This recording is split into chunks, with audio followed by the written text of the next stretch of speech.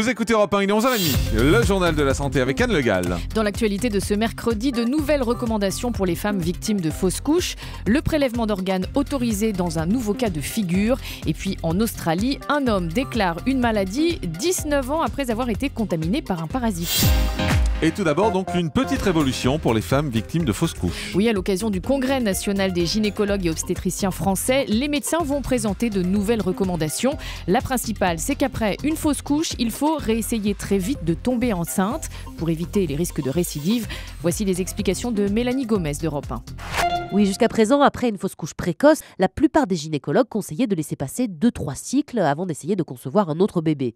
Et pourtant, c'est faux, c'est un conseil aujourd'hui dépassé. Désormais, la nouvelle règle, c'est tout l'inverse. Surtout, il faut réessayer tout de suite pour augmenter ses chances de grossesse.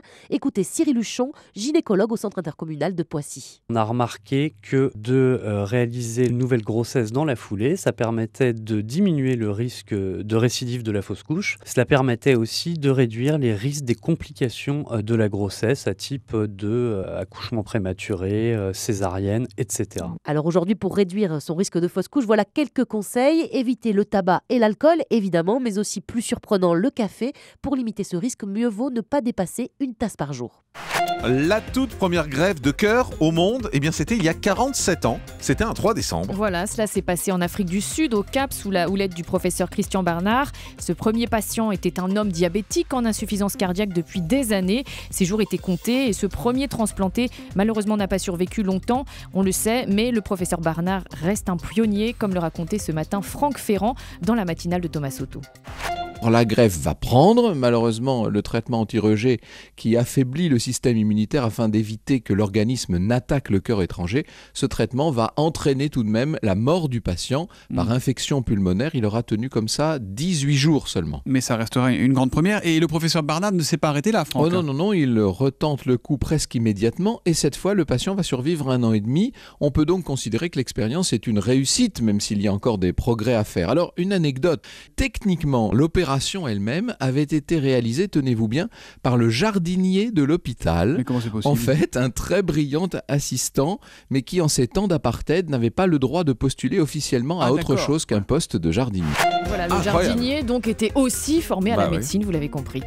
Et toujours au sujet des greffes, une troisième voie vient de s'ouvrir pour le prélèvement d'organes en France. Oui, pour la première fois, un hôpital, celui d'Annecy, a été autorisé à prélever des organes sur des patients décédés après une décision d'arrêter des traitements qui les maintenaient en vie. Il s'agit donc d'organes prélevés sur des personnes souvent plongées dans des comas irréversibles. Ce type de prélèvement n'était pas pratiqué jusqu'ici, mais l'agence de biomédecine va désormais autoriser quelques établissements pilotes à pratiquer ces nouveaux prélèvements d'organes.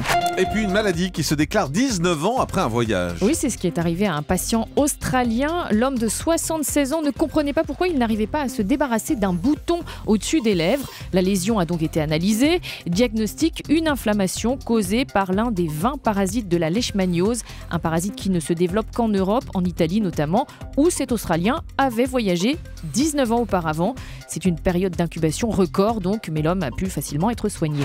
Et puis écoutez bien, Isabelle Quenin, la première cuite de l'homme daterait d'il y a 10 millions d'années. Je suis toute oui. Et oui, la date des premiers repas alcoolisés sur Terre est donc 1000 fois plus ancienne qu'on ne le pensait. En souvenir des soirées chez vous. C'est ce qu'affirme une étude menée par des scientifiques de l'Académie nationale des sciences aux États-Unis. Jusque-là, on s'accordait à dire que l'introduction de l'alcool dans le régime alimentaire datait d'il y a 9000 ans seulement, mais des chercheurs de l'université de Santa Fe en Floride ont regardé dans la lignée des ancêtres de l'homme à partir de quand l'enzyme permettant de métaboliser l'alcool est apparue, et c'était donc il y a 10 millions d'années. Effectivement. Isabelle Quenin qui ne sait pas faire de repas sans bon vin chez elle, faut le dire. Oh bah c'est bon quand même. Ouais, c'est bien ce que je dis, c'est très bien. C'est pour ça balance un peu, j'adore les repas chez vous. Voilà, merci. C'est très bien. Le chiffre du jour, c'est 80. Oui, plus 80%, c'est l'augmentation du prix du tabac en Corée à partir du 1er janvier. Le paquet de cigarettes devrait passer de 1,80 € à 3,25 €. Le Parlement coréen n'y est pas allé de main morte, mais la Corée du Sud est le pays de l'OCDE où l'on fume le plus, et le gouvernement estime que cette hausse des prix permettra de réduire la consommation de 35% en 2 ans. Europe 1, le grand direct de l'actu. Jean-Marc Morandini.